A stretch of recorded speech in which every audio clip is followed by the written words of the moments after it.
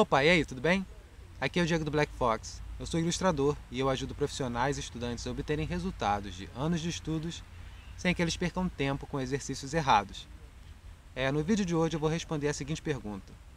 Diego, como eu faço para ter mais dinâmica no meu trabalho? E é o seguinte, a chave para a dinâmica no seu trabalho é o estudo específico de dinâmica linear. Se você não sabe o que é dinâmica linear, dá uma olhada lá no canal. A gente tem um vídeo sobre desenho linear e a primeira parte do vídeo eu falo sobre isso. Mas eu vou explicar brevemente aqui o que acontece. Quando você tem uma ilustração, você está trabalhando ali dentro de uma outra realidade, tá? Ela, por mais realista que seja o teu trabalho, a ilustração é sempre a criação de uma nova realidade. Para você dar conta de tudo, não adianta só você copiar o que você vê nessa realidade aqui. Você tem que acentuar uma série de aspectos e desvalorizar uma série de outros. A dinâmica linear é a primeira etapa, tá? A primeira coisa que você tem que pensar num trabalho, isso na minha opinião. Mesmo que o seu trabalho seja um trabalho mais de mancha, que você nem trabalhe com linha, é o meu caso, por exemplo, mas a parte de dinâmica ela vai estar sempre ali, ela vai ser sempre a estrutura do trabalho.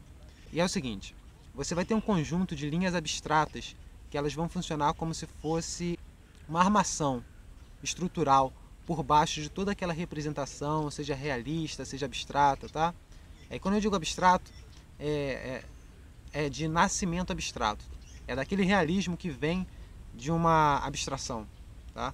Porque essa é uma forma de você encarar o desenho, né? Existe o pensamento de desenho por construção, desenho por abstração, a gente pode falar um pouco disso em outro vídeo. Mas, quando você pensa por abstração, é o seguinte, o realismo ele acontece por consequência da relação desses elementos abstratos. Quando você pinta um olho, a última coisa que você pensa é o olho.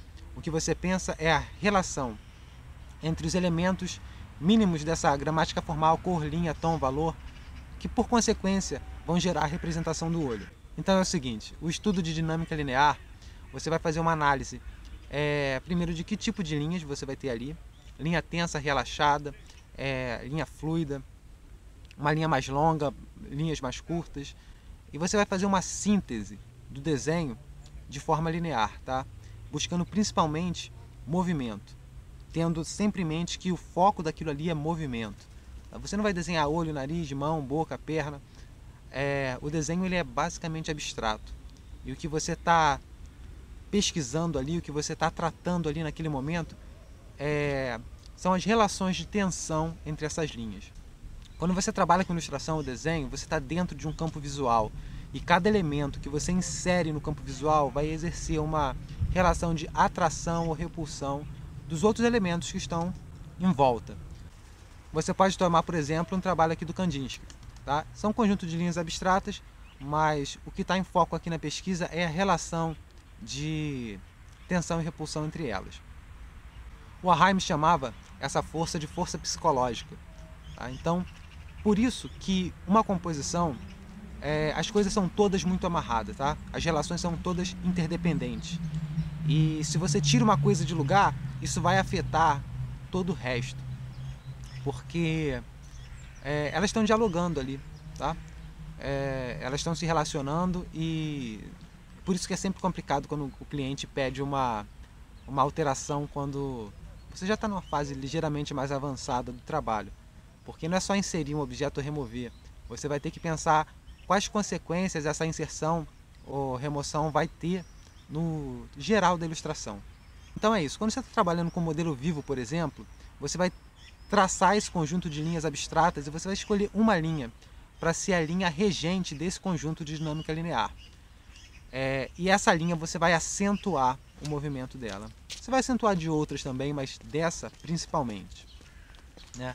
Então escolhe a linha de movimento que tenha um movimento mais forte e mais bonito, tá? Não adianta ser um movimento forte se ele não traz beleza para o trabalho. Ó, o avião, deixa ele passar. E você deve pensar da seguinte maneira, é como se você estivesse lidando com um real amortecido, que para que essas sutilezas possam ser percebidas, você tem que acentuar tudo isso. Então escolhe um movimento, se traçou lá a série de linhas abstratas, escolhe um deles para você acentuar ainda mais e trazer bastante dinâmica para o seu trabalho. E sempre que eu falar de dinâmica, você vai evitar horizontal e vertical, porque isso vai trazer um aspecto estático para o seu trabalho, para a sua ilustração. Então essa linha que você vai escolher para acentuar, ela não deve ser nem horizontal nem vertical, tá? Ela deve ter um movimento fluido bonito, tá? Não deve ter, mas funciona bem se tiver, tá? É sempre complicado estabelecer regras rígidas em arte. Apesar de tudo, existem. Não é o caso do vídeo aqui, mas é o seguinte: acentua esse tipo de linha que você vai ter um trabalho certamente mais dinâmico. Se você tiver alguma dúvida, posta aqui no comentário, me manda uma mensagem. Se você acha que esse vídeo pode ajudar algum amigo, é só enviar para ele ou marcar aqui no comentário. Um abraço e a gente se vê. Tchau, tchau!